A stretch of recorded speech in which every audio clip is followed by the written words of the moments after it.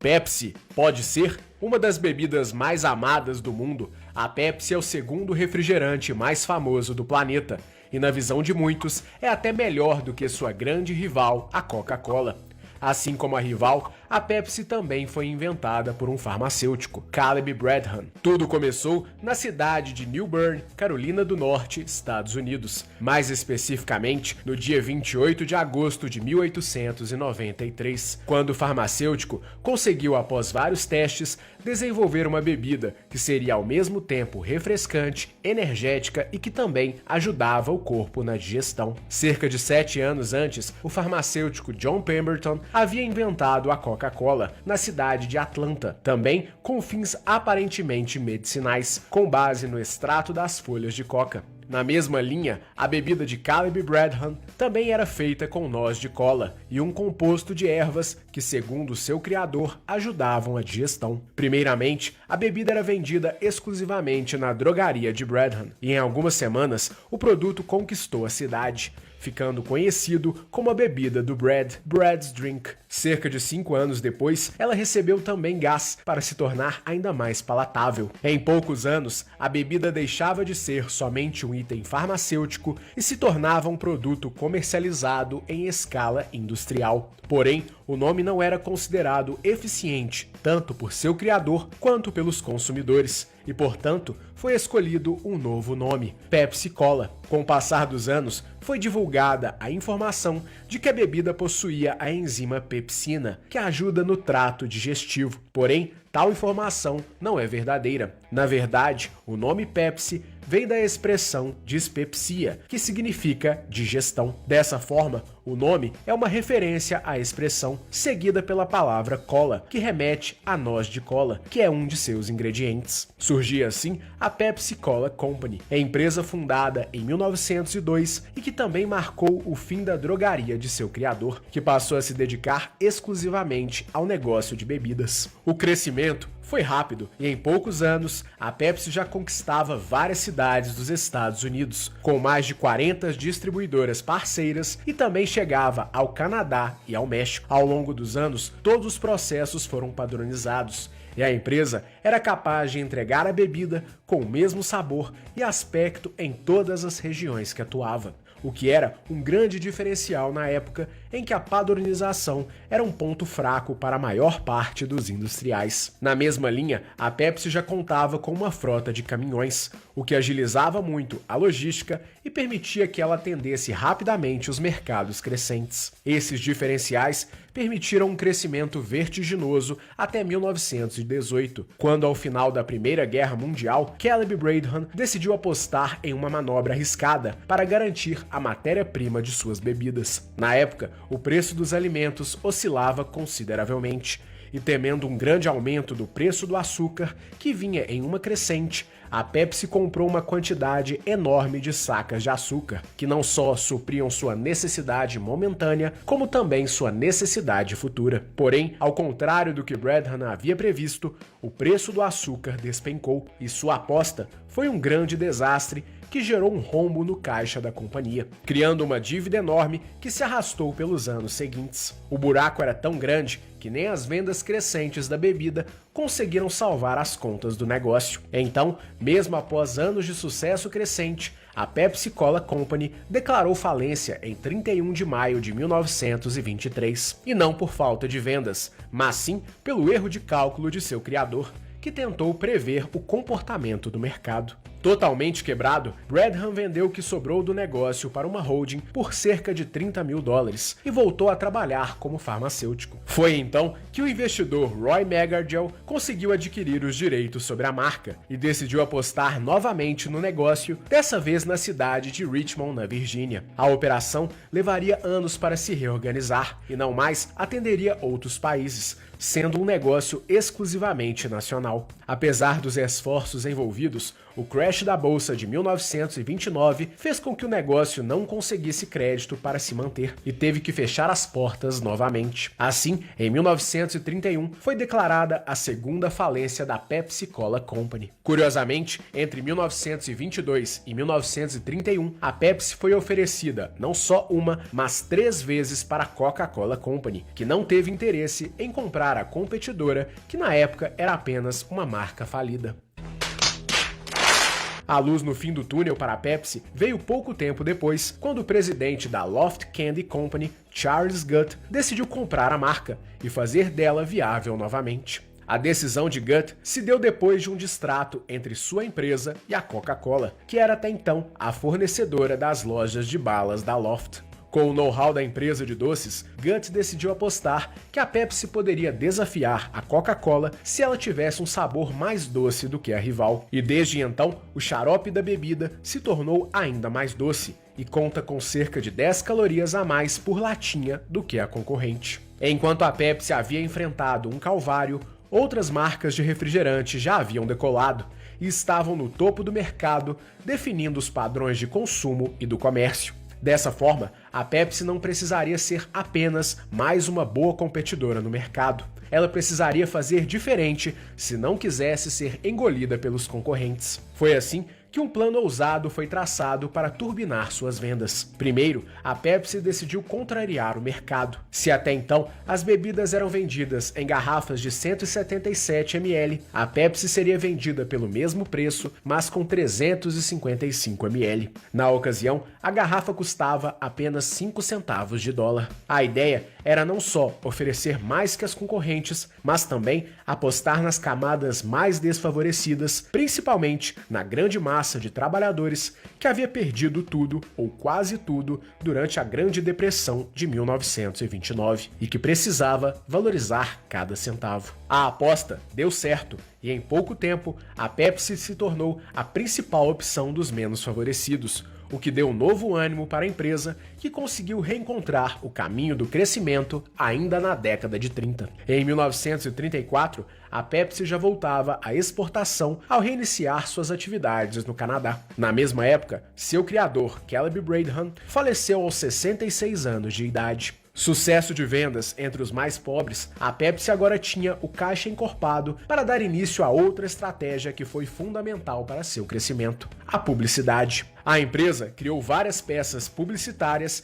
que envolviam artistas e personalidades como a atriz Joan Crawford, estrela de Hollywood que era esposa do então presidente da Pepsi. Além de aparecer em vários comerciais, Crawford também exigia que em seus filmes fossem colocadas referências ao refrigerante, o que também causou um enorme aumento na exposição da marca e também em suas vendas. Em paralelo, a Pepsi decidiu ir novamente na contramão do mercado, ao apostar em publicidade que envolvia uma parcela de consumidores que estava esquecida pelas marcas da época, os afro-americanos. Até então, os Estados Unidos sofriam imensamente com a segregação racial, de modo que os afro-americanos eram colocados sempre em situações subalternas ou eram totalmente ignorados pelas grandes marcas. Dessa forma, os consumidores afro-americanos não se sentiam representados pelas marcas e não tinham uma marca com a qual verdadeiramente se identificavam. Foi enxergando essa lacuna que a equipe de marketing da Pepsi decidiu apostar na veiculação de anúncios e peças publicitárias que continham afro-americanos em situações cotidianas, que reforçavam como a Pepsi era uma marca que os respeitava e que fazia parte de suas vidas. Vale lembrar que também, por conta de ser uma opção mais barata, a bebida já era um produto difundido entre as comunidades afro-americanas espalhadas pelos Estados Unidos. Dessa forma, a Pepsi conquistou os afro-americanos de todo o país e conseguiu segmentar um público fiel que se identifica com as bandeiras da marca até hoje. Não à toa, a Pepsi consegue ser a líder de mercado em algumas cidades americanas, como Chicago, por exemplo. Combinados, os esforços ajudaram a Pepsi a conquistar espaço no mercado americano nas décadas seguintes, figurando entre as 5 maiores marcas de refrigerante até então. Ano após ano, a empresa tentava algo novo para se sobressair, o que incluía novas embalagens com tamanhos cada vez maiores, novas paletas de cores e até uma versão dietética lançada em 1964. A título de exemplo, é creditada à Pepsi a criação da primeira garrafa de refrigerante em embalagem PET de 2 litros. A companhia também apostou na expansão de sua linha de bebidas ao adquirir a Chip Corp of America, a empresa dona do refrigerante Mountain Dew, que faz parte do portfólio da empresa até hoje. Na mesma época, a Pepsi Cola Company decidiu realizar uma fusão com a Frito-Lay, empresa líder na produção de salgadinhos, formando a PepsiCo, um dos maiores conglomerados alimentícios do planeta e que terá sua história contada em um vídeo à parte. A partir da fusão, o conglomerado passou a controlar várias iniciativas no ramo alimentício e, ao longo dos anos, alastrou sua presença em diferentes empreitadas. A título de exemplo, a Holding é detentora dos direitos da brasileira Elma Chips, cuja história já foi contada em nosso canal e o link estará na descrição deste vídeo. Pouco tempo antes, a bebida passou a ser chamada apenas de Pepsi, eliminando o Cola, na busca de se diferenciar de seus rivais Coca-Cola e RC Cola. Porém, apesar da Pepsi ter conseguido uma fatia interessante no mercado americano, ela ainda engatinhava no mercado internacional, que era simplesmente dominado pela Coca-Cola. No Brasil, as primeiras unidades da Pepsi chegaram em 1950 ao serem importadas por um distribuidor gaúcho. 2 anos depois, foi erguida a primeira fábrica licenciada da marca em Porto Alegre. E em 1953, foi erguida a primeira fábrica oficial em solo brasileiro. Na mesma época, a empresa também batalhava para conquistar outros mercados. E ainda assim, com uma força bem menor do que sua eterna concorrente. Contudo, a Pepsi surpreendeu o mundo todo ao conseguir adentrar um mercado totalmente hostil aos produtos americanos, a União Soviética. A jogada é considerada de certo modo um golpe de sorte e ocorreu depois que o mandatário Nikita Khrushchev teve contato com a bebida por meio de um encontro diplomático que aconteceu em Moscou em 1959 e que envolveu representantes dos Estados Unidos e da União Soviética. Dentre os presentes estava também o então diretor internacional da Pepsi, Donald Kendall, que levou uma máquina de carbonatação e um suprimento de xarope de Pepsi, que foi usado para mostrar ao chefe soviético que era possível preparar uma Pepsi em Moscou com a mesma qualidade que era possível se fazer na América. O líder não só apreciou a situação, como também ficou maravilhado e chegou a dizer, segundo Kendall, que a Pepsi feita em Moscou era melhor do que a Pepsi feita na América. Como o refrigerante não tinha um apelo internacional tão forte como a Coca-Cola, considerada um dos grandes símbolos do capitalismo, a Pepsi conseguiu aos poucos ir adentrando o mercado soviético. Primeiro, através de algumas poucas trocas diplomáticas que aconteceram envolvendo o escambo por vodka e até equipamentos militares, já que a moeda soviética era considerada inútil na América. Depois, a Pepsi enviava regularmente unidades de xarope, que eram parte da produção industrial que terminava em solo soviético, se tornando assim a primeira marca norte-americana a ser vendida regularmente na União Soviética. O sucesso da parceria inusitada foi tão grande que em pouco tempo a Pepsi realizou tantas operações com o governo soviético que passou a deter o 6º maior inventário bélico do mundo, segundo a Coin Times. Inventário que foi todo vendido como sucata no mercado paralelo. A empresa americana também se tornou responsável pela distribuição da vodka Stolichnaya nos Estados Unidos como parte do acordo. A relação criada na situação foi tão forte que em 2004, Donald Kendall foi agraciado pelo presidente russo Vladimir Putin com a Medalha da Ordem da Amizade. Dessa forma inusitada, a Pepsi conseguiu uma larga fatia do mercado internacional, desafiando frontalmente a Coca-Cola pela primeira vez. Na mesma época, a Pepsi também criou seu próprio guarda-chuva de bebidas, comprando a marca americana de refrigerante de limão 7-Up e a Mirinda, refrigerante espanhol de laranja. Donald Kendall também foi o responsável por negociar pessoalmente um acordo com o governo chinês para a distribuição de Pepsi no território vermelho. E assim, o mandatário conseguiu conquistar mercados que pareciam impossíveis para a empresa americana. Posteriormente, o executivo se tornou o presidente da Pepsi. Ele também era o comandante durante a década de 80, quando a Pepsi criou aquela que é considerada sua campanha mais ousada, capaz de literalmente atordoar a Coca-Cola. Para aumentar sua participação no mercado americano, a Pepsi criou o Desafio Pepsi, uma campanha em que as pessoas faziam um teste cego para decidir qual refrigerante era melhor, Coca-Cola ou Pepsi. Durante o teste, os participantes poderiam beber apenas um único gole de cada uma das bebidas e decidir qual era a mais gostosa. O teste, aparentemente, era feito nas ruas, sem grande aparato e de forma até amadora. E o resultado foi surpreendente.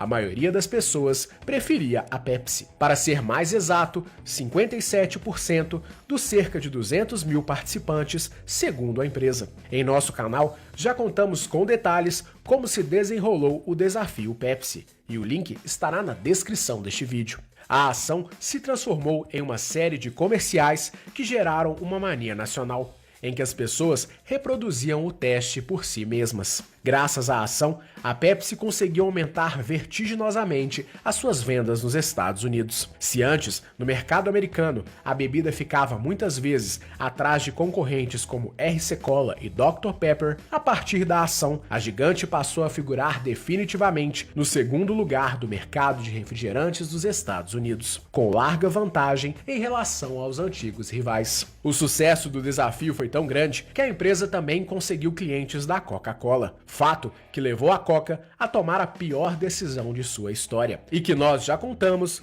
no link que está na descrição deste vídeo. Além de incomodar a Coca, várias cidades americanas se tornaram desde então pontos onde a Pepsi é a líder de vendas até hoje. Explodindo em vendas, a Pepsi conseguiu encorpar tremendamente o seu caixa, a ponto de criar campanhas publicitárias lendárias com ícones da cultura pop, como Michael Jackson, por exemplo, que capitaneou uma nova ação de marketing da empresa que ganhou o nome de Geração Pepsi, e também um grande sucesso. Graças a uma série de esforços, a Pepsi deu início a uma competição voraz contra a Coca-Cola, em uma disputa que ficou conhecida como Cola Wars, ou para nós, a Guerra das Colas. E após anos de guerra declarada, a Pepsi não conseguiu bater a Coca-Cola, mas as duas conseguiram reinar absolutas como as duas grandes companhias de refrigerante do planeta, deixando as demais marcas com apenas migalhas de participação de mercado. No Brasil, a Pepsi viveu momentos de altos e baixos. Em seus primeiros anos, a bebida foi muito difundida na região sul do Brasil, mas encontrou dificuldades para conquistar outras regiões durante as décadas de 60 e 70. A primeira grande explosão veio a partir da década de 80, quando a empresa se associou à Brahma, que possibilitou a chegada da marca nos principais centros do Brasil. Ainda assim, a operação foi deficitária, e os direitos da Pepsi no Brasil foram vendidos para a Argentina Baesa em 1994. Porém, 3 anos depois, a empresa argentina entrou em processo de falência e foi comprada pela Brahma, que recuperou os direitos de distribuição da linha Pepsi no Brasil. Em 1999, quando houve a fusão definitiva entre a Brahma e a Antártica, criando a Ambev, a gigante passou a deter também os direitos de distribuição da linha Pepsi no Brasil, em uma parceria que existe até hoje, e que colocou a gigante americana em um guarda-chuva com sucessos nacionais como a soda limonada, a Suquita e o Guaraná Antártica. Nos anos seguintes, a Pepsi teve sucessos no Brasil, como a versão Twist, que ganhou alguns adeptos, e também através de uma série de comerciais promovidos a partir de 2010, em que foi lançado o slogan Pepsi pode ser. A campanha brincava com o fato de que, eventualmente, a bebida era considerada a segunda opção para os clientes brasileiros, e a sacada bem-humorada ajudou a empresa a aumentar significativamente as suas vendas. Nas últimas décadas, a nível mundial, a Pepsi busca conquistar espaço entre os mais jovens, principalmente com o patrocínio de diversos esportes e competições mundo afora, com destaque para a Liga de Futebol Americano, a NFL, e a Liga dos Campeões da UEFA. De todo modo, a rivalidade com a Coca continua dividindo o planeta. Afinal de contas, Pepsi ou Coca? Ainda assim, a Pepsi se tornou uma das empresas mais consolidadas e amadas de todo o mundo, e para muitos é até mesmo uma verdadeira paixão. E por conta disso, a história da Pepsi é mais uma história de sucesso que merece ser contada em nosso canal. Lembrando que estamos produzindo diversos conteúdos gratuitos sobre empreendedorismo em nosso canal. Para continuar recebendo o nosso conteúdo gratuito, se inscreva em nosso canal e acione o sininho das notificações para receber as nossas atualizações. Esperamos que você tenha gostado, um grande abraço e até a próxima!